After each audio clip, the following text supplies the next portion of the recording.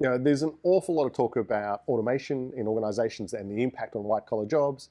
And ultimately, the changes that are looming for the data analyst are probably no different. The reality is that it's entirely possible to automate the vast majority of what data analysts do today.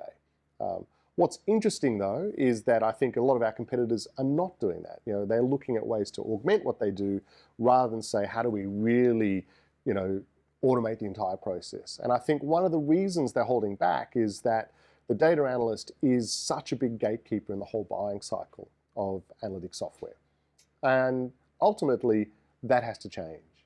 When we think about what we're doing, we're thinking about how we're automating and what the impact that Signals has on an organization and the value that we can deliver to organizations, we realize that there needs to be a different way of thinking about your business and your route to market. And for me, a really good example of this was recently in Japan. We did a bit of a roadshow. We went and saw a lot of customers with our partners.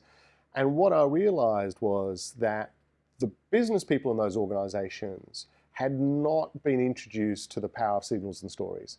And the moment that they saw it, they were absolutely blown away and wanted to get their hands on it and wanted to start using it.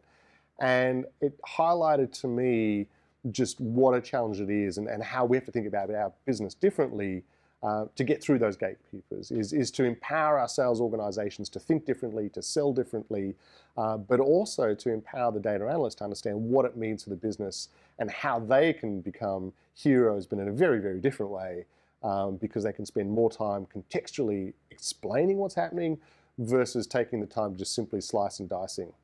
And that's where the value of automation and the power that we can bring to the business comes.